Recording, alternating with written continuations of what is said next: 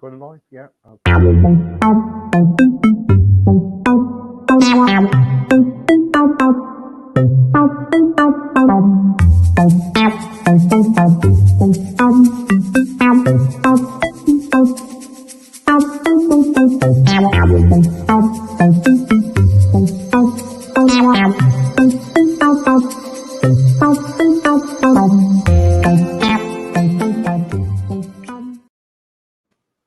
Good evening, guys, and welcome. It's 8 o'clock in the UK here, and guess what? Guess what?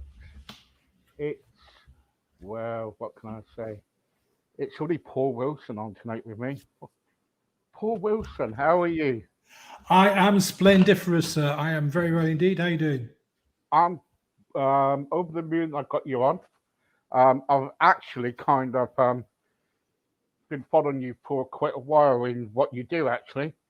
And when I knew it was you, I thought, oh well, we better get him on quick. So we thought, anyway, tell everybody. I know a lot about you because I've done my research, but tell everybody about yourself. Okay, what do you want to know? Let's start with what I do. I am a mindset coach, hypnotist, healer, and my kind of thing that I do is I specialize in working with entrepreneurs and high-level consultants, essentially helping them get out of their own way. Because I've got this little kind of elevator pitch which goes like this. Most people know what they need to do, they just don't do it.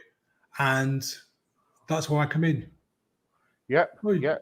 And the trouble is, Paul, we're some mindset coaches. They what can I say? Well, the trouble is with mindset coaches, they got to be so careful because some mind coaches kind of like they just started, they get confused what mindset is all about, and they don't last long. You know, do you get what I'm trying to say?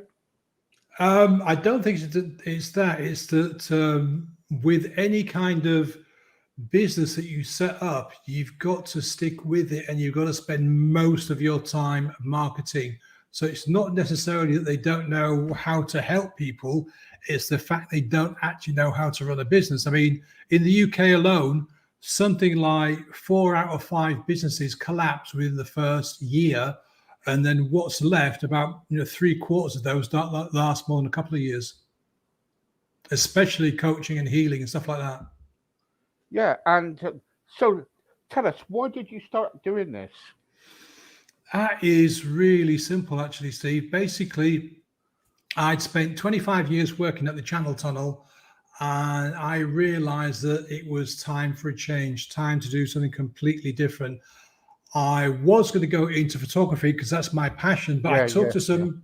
I talked to some professional photographers, and they said, look, unless you want to turn your kind of like your passion into a daily grind, because everybody, one of these things now call themselves photographer, the bottom has literally dropped out of the kind of the day-to-day photography market. And I said to myself, you know what? I don't want to turn the thing that I love doing into a daily grind. So I spent 2018 doing lots and lots of different things. I did a 12-week stand-up comedy course. I took on a personal trainer, lost a lot of fat, put on some muscle, did a social dynamics course. And as part of that, I renewed my interest in the mind and neuroscience and mesmerism and mindset and hypnosis and all kinds of that kind of related stuff, and jammed it all together. And I got invited onto a one-day workshop, did that, and thought, you know what? Yeah, great, but not brilliant. The big change was the very next day, the lady I've been working with, her and her family go out for a walk every Sunday morning, and the husband kind of videos everything.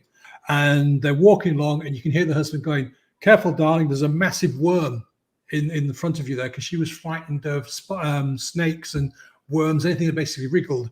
And he goes, "Careful, darling, look, there's a big worm there, you need to move out of the way." And she goes, no, it's okay. And she gets on her hands and knees, and very, very gently, she scoops up this worm in her 2 hands and carries it over and drops it onto a piece of grass.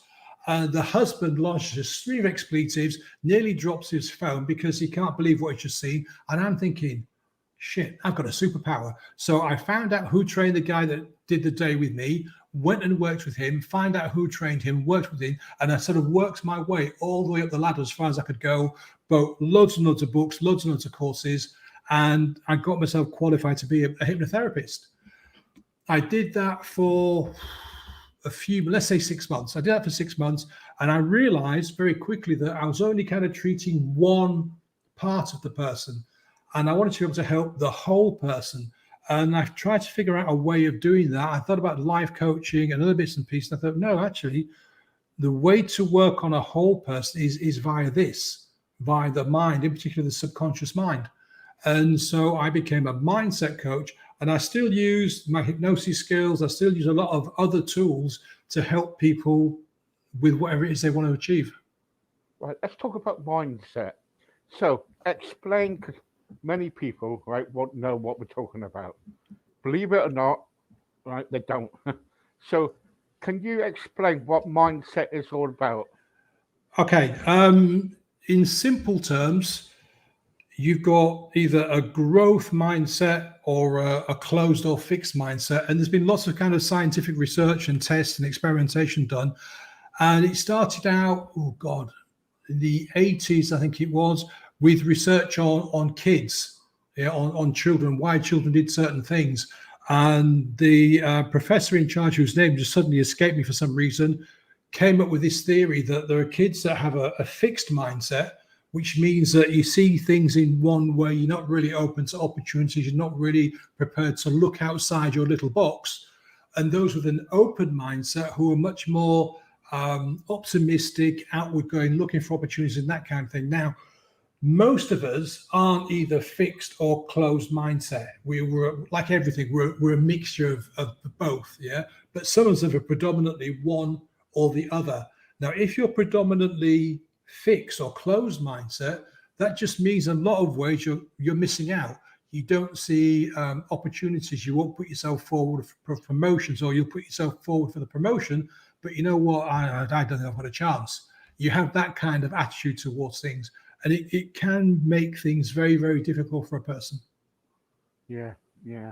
And you got a podcast too, and it's called the Happy Eight. Yeah, Happy Head Podcast. I started it a year ago because friends of mine have been chivying me to start one. I kind of put it off for a year. And then with, what was happening, I thought, it's a good idea. I think I've recorded over 70 episodes now upon YouTube and all the various kind of podcast channels. And it's aimed around one specific theme. It's aimed around mindset, but how people have used their mindset to go from adversity through to survival. So I've had people that have gone through breast cancer, other kind of cancer, and come out the other end.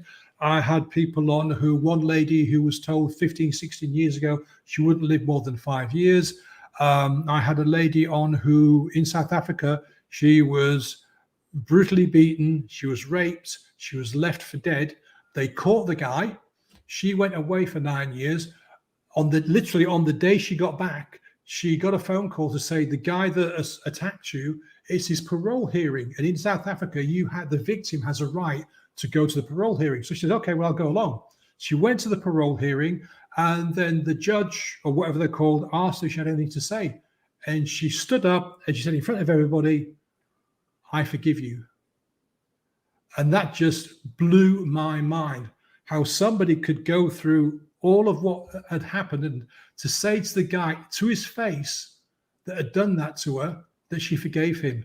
And the other situations where women have been in toxic relations, where they've been beaten, physically, mentally abused, and literally made the decision on one particular day, they've had enough, and they grab their kids, a suitcase or a bag full of clothing, and they leave the house with virtually nothing to restart their lives. And I've met all of these incredible people and listened to some amazing stories through the podcast. Yeah, I've done a lot of podcasts and a lot of radio, and I've met a lot of people, and it's fantastic when you get stories.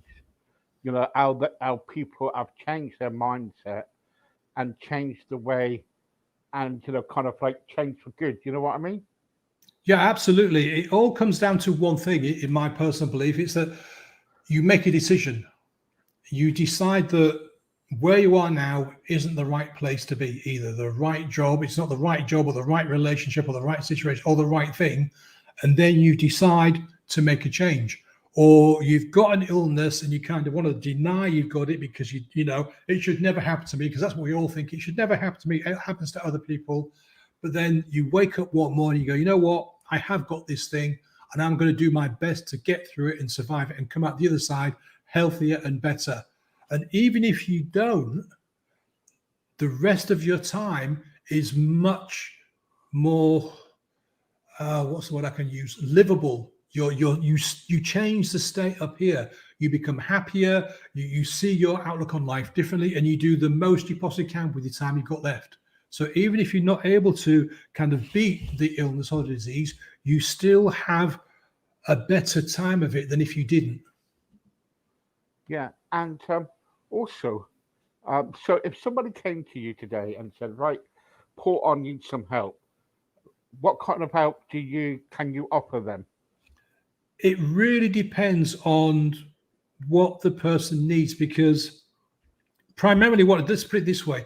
We have a conversation and the person says, right, I need help. I then decide whether or not I can help that person. For example, a couple of years ago, I had a lady call me, said she wanted help, and she said, I'm hearing voices. I went, okay, what are the voices telling you? And she said to me, the voices are telling me to go and kill people, go and hurt people, and to hurt myself. So the first thing says, look, you must put the phone down now and call your doctor and tell me exactly what you told me, because she needed professional medical help. And I'm not a doctor, I'm not a psychiatrist, and she needed help that's way above what I'm able to help with, because when you get that situation, there's nothing I can do. Yeah, you're talking about medication and all kinds of different situations to deal with. So thank you for being honest about that. Oh, you have to, because I would be doing myself no favors, and I'd be doing the person no favors if I tried to help them. And it's way beyond my capacity. So I was saying in a call earlier today that we were talking about confidence. And I said, I wouldn't be confident going in an operating theater and somebody give me a scalpel and say, right, take this person's appendix out. Because I am not qualified as a medical doctor. I've got no idea where the appendix are, what they look like, where to put the incision, which tools to use. So I wouldn't do it. Yeah. And it's the same with the mind. When somebody says they've got a certain type of situation, you just, you put your hand and say, I can't do it. A lot of other things I can help people with. I've helped people with addictions, with depression, with anxiety, drinking too much booze, eating too much food, all that kind of stuff. But the main thing I do today is essentially to help people get out of their own way. And what I mean by that is, let's say, for example, you're running a business, and the business is kind of plateaued, and you don't know what to do to get to that next level. And you know you can do it, but something's stopping you from doing it. You know what to do, kind of, but you're not doing it. So people come and see me and say, Paul, that's a situation. Can you help me? And in that situation, I will say, yeah, I can, because I'll do several things. I'll find out what the person really, really wants. And the reason I find that out is because too many people are living other people's lives. They've seen somebody on TV, they've seen a celebrity, they've seen a really successful business person, and they go, I want to be like that. I want to be that person. Well, in fact, they don't. They want something else entirely. So my first job is to figure out what exactly the person wants and what they really, really want. Once we've figured that out, we then work out what exactly is stopping them from getting there. Is it old beliefs? Is it a lot of baggage they've carried on? Is it procrastination, perfectionism, overwhelm, fear of failure, fear of success, fear of putting your head above the parapet, a fear of being caught out as a fake, all this kind of stuff? We figure that out. Once we've identified it, we then work together to remove it and eliminate it completely. The next step is, together, me and the client, we draw a map of where they want to be and how that looks. And once we've done that, we then get to work on it, or the client gets to work on it, and I become their kind of like accountability buddy, and I will challenge them to make sure they do the work that we've agreed to get them from A to Z. And in a nutshell, that's what I do. That's how I help people. I still do hypnosis kind of independently. Somebody's got a fear of snakes or spiders or whatever, I can still do that kind of thing. But my main focus is on the mindset side of things. Yeah. The trouble is, though, Paul, I'm a bit of a skeptic when it comes to hypnosis. Fair enough. Why? What makes you a skeptic? I don't think it's. I I I just think it's a hoax. In what way? What makes it a hoax? I just don't believe in it. I don't think it works. Okay, but what specifically about it? Is it that you've never had it done to yourself? You don't understand how it works? There's somebody's told you what's the because there's lots of the reason I'm asking that is there's lots of different viewpoints about what hypnosis is, and there's still no 100% guaranteed on the label definition of exactly what hypnosis is. Well, if someone kind of like starts kind of like spinning like a watch at me, Ain't or gonna work. Isn't gonna work. no, or if they're going to kind of like tell me to kind of like try to get me to go to sleep, say close your eyes and think of something else. I don't think that will work too. It does work because I use it all the time. But the No, important I'm not saying it doesn't work for you. I'm just saying it doesn't work for me. no, what I'm saying is what I was about to say, Steve, is that it depends on whether or not the person wants it to work. If somebody comes to me and let me just rewind a second. I get a lot of wives ringing me saying, "Can you help my husband because he's got X, Y, or Z?" And the first thing I say is, "No, I can't help them," even though I've not met them. And the reason I say that is because it's the wife ringing me and not the husband. Yeah. If a husband rings me and goes, "Paul, I've been talking to my wife, and yeah, I understand I've got a problem with drinking too much," for example, I can work with that guy because he accepted he's got a challenge, he's got a problem. But a lot of guys whose wives call me, they don't even accept that they have a problem. Oh, I drink 3 or 4 pints a night, nothing wrong with that. Or I drink 2 bottles of wine a night. Or I eat a bucket full of some nasty takeout stuff every single night. Or X or Y, I'm masturbating 3 times a night, every night of the week, even though I'm married. That's not a problem. It's just normal. So guys like that, I can't help them because they don't accept they've got something that they need to deal with.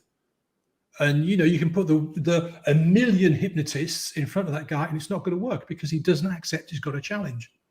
Yeah, so that's what I mean. If you accept that you've got something that wants to be dealt with, then I can work with you. There's lots of different things I can do. I can do hypnosis on people without hypnotizing them. So it really depends. The person has to come to me willing to want to make the changes. If they're not prepared to make the changes, then there's nothing anybody can do. Right. Okay. So what I'm trying to say to you is this. I'm not arguing the fact that, it's right or wrong or whatever. But what I'm trying to say is, it's like you've got Paul McKenna, you've got some of the other, kind of like stars, what say, it goes on the stage and try to, hypnotize these people, okay? Mm-hmm. Now, it found out that some of them were fake. Yeah, absolutely. Because with hypnosis, with stage hypnosis, you've got an audience that want to be entertained. So you can't spend 3 hours trying to find people to hypnotize that are going to react really, really quickly. You've only got a very, very limited time. So what some unscrupulous hypnotists will do is if they get somebody that won't react, they'll go, "You know what, mate, look, I'll give you 50 quid at the end of the show if you pretend to be hypnotized." Now, that doesn't mean to say that the other 10 or 11 or 12 or 15 people have been hypnotized. Sometimes they're running short of time and they want people to, bend the rules a little bit. It does happen all the time. But when you're talking about the kind of work I do, I don't benefit from getting my client to fake it because they've paid me money. Why the hell would they fake it if they paid me money to get sorted out? I'm not, Paul, don't take me wrong. I'm not saying that you fake it. I'm not saying about anything. All I'm saying, I do not believe in hypnotism. You know what I mean? Well, that's fine. Then don't believe it. I'm not here to kind of preach about it at all. If you don't want to believe in something, I don't believe in aliens. That's just my personal belief. So if you do, then great. It's not an issue for me. Yeah. So when you kind of like hypnotize these people, say something like weight problem, what procedure do you do? I don't use procedure. I don't have a book of procedures, Steve. The work I do is bespoke. The first thing I do is let me again. It's best to work with an example. I always find it easier. I had a client a couple of years ago, and she was a referral from a friend of mine. And she said, Paul, look, I want to stop smoking and I want to lose weight, but I've tried this, that, and the other, and it's not working. And she kind of said, look, I'm really, really desperate. I really, things aren't working out. We worked with this person and we found out that basically the root cause, because what you do is you don't try and, if you got a wall with lots of cracks in it, you can get some wallpaper and paper over it, which hides the cracks, but it doesn't fix the cracks, does it? No. Yeah. What you need to do is I'm not a DIY guy, but I'm guessing you get some kind of plaster and you plaster over it and then let that dry and you smooth it down so it becomes smooth again. Then you paint over it or put some nice wallpaper on. And that's what I do with a client. I don't go, you will go into a deep sleep and you'll never want to eat crap again, because that's just papering over the cracks. What we do is we find out the reason that's making the person do the thing they don't want to do. And in this particular case, this lady had 2 back-to-back really, really horrible relationships years gone by. We're talking, so narcissistic, toxic, again, physical abuse and all this mental abuse, all this kind of stuff. And she came out of that second relationship and she said, you know what? This in a subconscious mind, she said, a conscious mind, the bit that's listening to me now, she said, I'm sick of guys. I don't want anything to do with guys ever again. I do not want to be in a relationship with a man ever, ever, ever again. So the subconscious mind went, okay, right. What can we do to stop her being attractive to men? And one of the ways or 2 things that her subconscious mind decided to do was to put on a shed load of weight and to smoke like a chimney. And over a period of a few months, guess what happened? She continued smoking because she had smoked, but only a small amount, but that got worse. And she ate and she ate and she ate and she ate. And in her eyes, she became completely repugnant and unattractive to the opposite sex. And guess what? She didn't have a relationship, didn't get chatted at by any guy for years and years. But she got sick of it. She wanted to get into a relationship with a nice bloke. And she couldn't figure out what was going on. So we found out what that root cause was. We then eliminated it. We turned it just into a vague memory again, got rid of all the baggage. And then we undid all of the habits that she'd picked up over time so that the shield that she'd built around herself, the smoking and the excess weight, just disappeared. She stopped smoking after the 3rd session, started to lose the weight, and now eats really, really healthily, exercises, is in a really loving relationship with a nice bloke. Actually, that is really good. That is really good. That's really good. I hope it didn't come across that I was being judgmental to you. Not at all. No, it's just that I was trying to figure out what it was, because I like people to kind of get to the needle of the thing that they don't believe in. Because some people go, I don't believe in this, but they kind of don't know why they don't believe in it. So no, I take no offense whatsoever, Steve. I'm happy to talk about it. Thank you, because I do, I've read up on you. I know about you and everything. And I think you're a top guy, and what you do. So please believe me in that.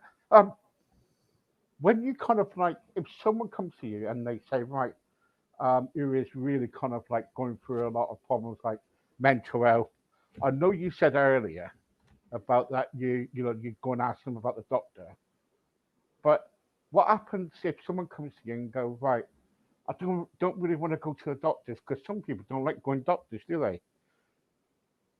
There are alternatives. You've got to go. If it depends again on what the mental health issue is, what are the symptoms, what are the problems, and if it's something again that I can't deal with, then I would do everything I can to encourage them to get the help from the NHS in the UK. Yeah, because they are the people that are best placed to help them.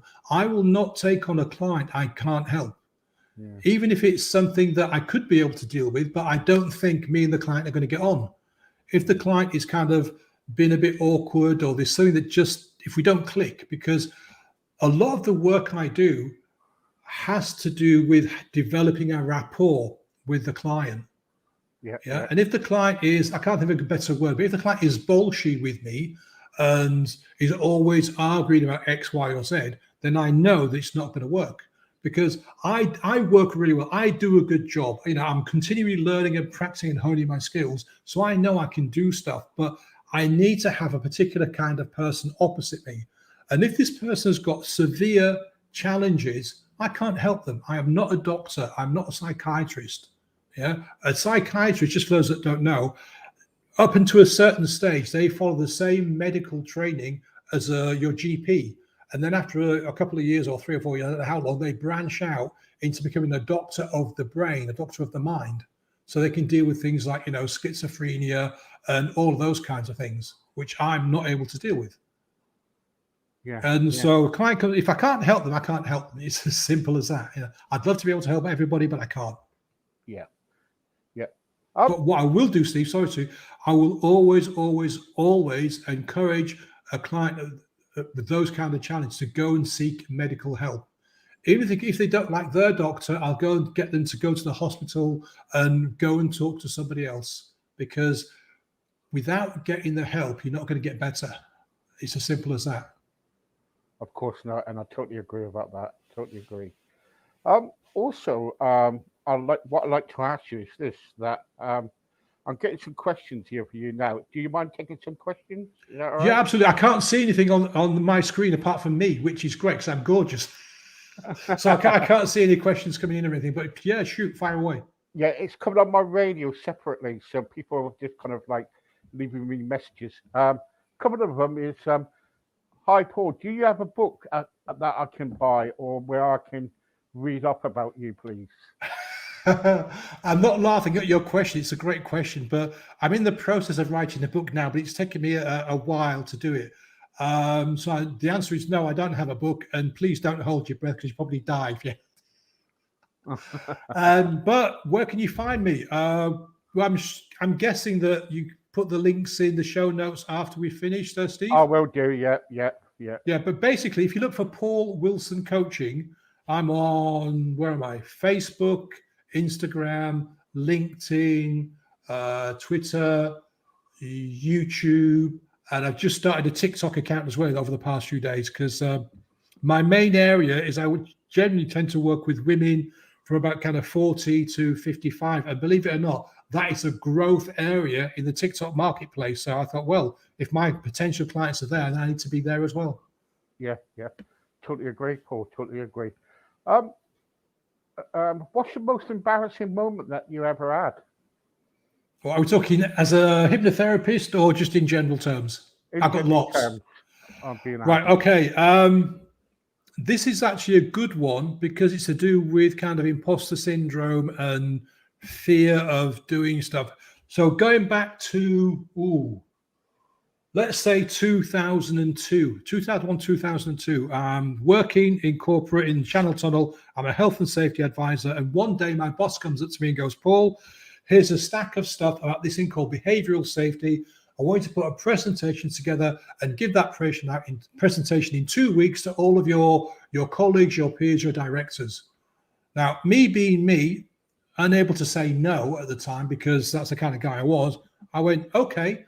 Now, I'd never done a presentation, didn't know what behavioral safety was, and I'd never stood up in front of my peers before. But I said I'd do it. And I'd never used PowerPoint either, because it's a really important point. So basically, I made every single mistake you can make in preparing for a preparation. I didn't read all the material. I just kind of skimmed it. I then put together literally 1 million slides with War and Peace written on each slide. Excuse me. I didn't really prepare very much. And then come the day of this presentation, we're in a room with about 20 or 30 people, built for about 16. I'm wearing, I'm wearing a shirt, this kind of pale green color, a short sleeve shirt. And when I get nervous, I get very, very hot and I start to perspire. And I think that's like a fear thing as well. So literally within about 5 minutes of this thing starting, the board behind me has got all these, these slides, all these words on. I've got my back to the audience. I'm actually reading off the slide, make all these mistakes. And I look down and sweat is literally pouring down me. I feel about this tall. And the worst thing about it was all of my peers and the directors and all of that, were pretending that nothing was happening. They were, they didn't see any of this. But I just felt really bad. And, thankfully, after about another 5 minutes or so, my boss came up to me and said, Paul, I'll take over. I literally ran out of that room, went into the gents and burst into tears. I felt so ashamed, so stupid, so pathetic, all the negative things you could think about. That's how I felt. My shirt, which I said was green, was now black because it was just literally covered in sweat. I was soaking like I'd been stood in the shower, and I just didn't know what to do with myself. And from that moment onwards, I said, that is it. I am never, ever, ever going to do any kind of presentation in front of anybody ever again. And you know what, Steve? For the next excuse me, for about the next 5 or 6 years, I didn't. I avoided every opportunity to put myself out there. Every time there's a chance to do a presentation and go and do a meeting somewhere and tell people what I did and so on and so forth, I was ill, my car broke down, this happened. I made every excuse under the sun until we had an incident at work. I changed jobs. I was now an emergency preparedness manager, emergency response manager. We had this incident, and I was heavily involved in the incident from kind of just when it started, right the way through to the end. And then I put together a debrief report. So I knew that incident inside out and back to front and sideways. About, 3 months after the incident, the chief fire officer for the area, Steve, came up to me and said, Paul, look, we've got this thing called the Resilience Forum. And basically it's where all the emergency services and interested parties get together and look at all the big events that have happened in the county during the previous year and look for learning points, things that they can share to help improve how they respond to things. And all the, they get all the big companies and all the emergency services will put somebody forward to do a presentation. Steve said, Paul, look, this incident we had, I'm doing something, but we really want your company's perspective. Come and do a presentation. And again, I went, I'm really sorry, Steve, I can't do it. I'll be busy. And he hadn't even told me when it was. He hadn't even given me a date. So he smiled at me. He said, look, Paul, no, I want you. You'd be great. I want you to do this. And I said, look, Steve, I'm really sorry. I can't. Thankfully, and I'll be forever grateful to Steve, he went and talked to my boss, and my boss said, Paul, you're going to this thing. You're going to go to this gig. You can do a presentation. So I thought, shit, I don't want to do this, but I've got no choice. What can I do? So I said to myself, right, okay, I'm going to do the exact opposite of what I'd done 6 years ago, back in 2002, whenever it was. So I sat down, I taught myself how to use PowerPoint properly. I went on YouTube and looked for all of because YouTube was around then, still pretty big. I looked for all of the different ways to do presentations. I learned that more pictures, less words, less slides, and to know your material. And that was the important thing. I knew the material. So I went there, got up in front of them, 300-400 people, gave my presentation, didn't look at the board once, and I actually got a round of applause and people asked me questions, and I absolutely loved it. Off the back of that, I got invited to 2 or 3 other resilient forums across the country to go and do the same thing, which I did. And then from then on, I just put myself down for every opportunity to get up on a stage or get in front of a camera and do this kind of thing. And I absolutely love it now. And in the business that I'm in today, I wouldn't be here if I wasn't able to do this, if I wasn't able to kind of speak about what I do, how I do it in my past and the things I've been through, because people want to know who you are. People want to know what brought you here. People want to know what you look like, because you can read a post on Facebook and anybody could have written that. Yeah, I could have paid somebody to write that post, not that I do. But when you go live like this or on LinkedIn or wherever, people can see you. This is the real me, bags under my eyes and grey beard and all the rest of it. So you can't hide behind anything. And that what happened to me was a classic example of imposter syndrome really kicking in. I had that event, which was like being attacked by a saber-toothed tiger. So my brain goes, that hurt. We don't want that to happen again. So I did everything possible until a situation came up where I needed to deal with it. And that's kind of like what happens when clients come to me. They get to a stage where they need to get something sorted out. And that's how I'm able to help them. So that is my most embarrassing moment. Is there any others? I had a friend, I'm a photographer. This is another one for you. And I have a very, very close friend, and she is a professional dominatrix. Yeah, I think everybody knows what that is. Yeah. Yeah. These are, ladies who entertain gentlemen and do various things to them. Anyway, she said, "Look, Paul, I know you enjoy photography. I've got something for you. Come with me to this dungeon, and I want you to do some photography and some video work for me." Man, were my eyes opened. I knew, of course, I knew what she did, but some of the things some of the guys came in and asked for were beyond bizarre. And that initially, I was kind of like a bit, that's embarrassing, kind of shock thing. But then after literally the first client had gone, she looks at me and said, "What do you think?" I said, "Wow, you you make money getting paid." She said, "Yeah, I love it. I get money to do this." And then, so I've been to about half a dozen different dungeons and done half a dozen or so different photo shoots. And yeah, that was real fun. And I really, really enjoyed it. So that was another embarrassing one, but that was kind of a shorter version one though, because it was just so funny. And I was behind a curtain waiting for this first client to finish. So I had to kind of like stop myself from laughing, because this guy had paid good money to have the full attention of the dominatrix, the dom. Yeah. So I had to pretend I wasn't there, I wasn't seeing what I was seeing, because otherwise I'd have could have blurted out and spoiled the whole thing, and he would have got his money back, which wouldn't have made me very popular.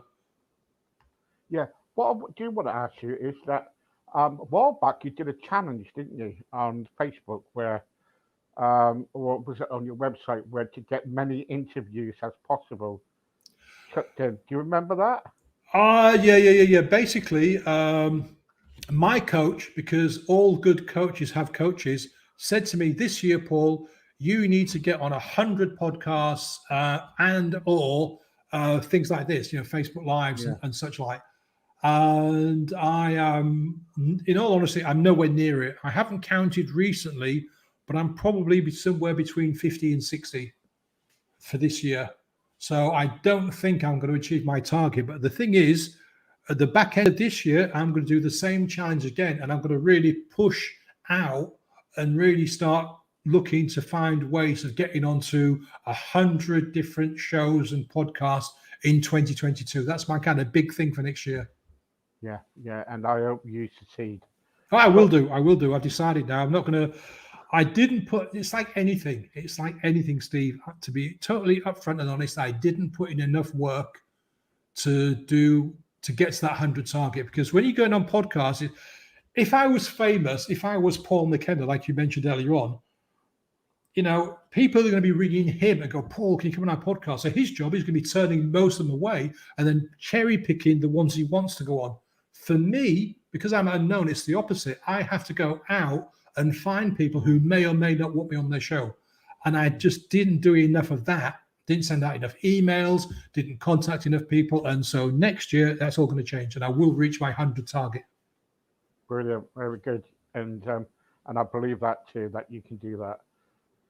Look, Paul, I think you've been a wonderful guest, and I hope I haven't upset you in any way. Not at all. No, not at all, Steve. Absolutely not. It's only what I get asked to kind of like, I get a list of questions and they put it all down for me. Sure. And, absolutely. And I'd love you to come back and talk about more, because there's more about you, which that we haven't even touched the surface yet about you. I can talk for hours. I can actually talk for hours, about all kinds of different stuff. If you don't mind, in your busy time, I know you're really busy at the moment with lots going on. Is that right? Or oh yeah. I've got another call at 9 o'clock tonight. Yeah. So I've got but I'm not on about tonight. I'm on about No, I just meant that's just an example of how busy I get sometimes. I've got another interview to do about 9 o'clock. Yeah. I don't finish till 11 o'clock tonight, so it's really, really busy. But thank you very much, Paul. For my pleasure, Steve. My pleasure. All right, and I really appreciate what you're doing, and thank you so much. My pleasure. Thanks for watching, folks. Speak to you soon. Thank you. Bye-bye. Bye.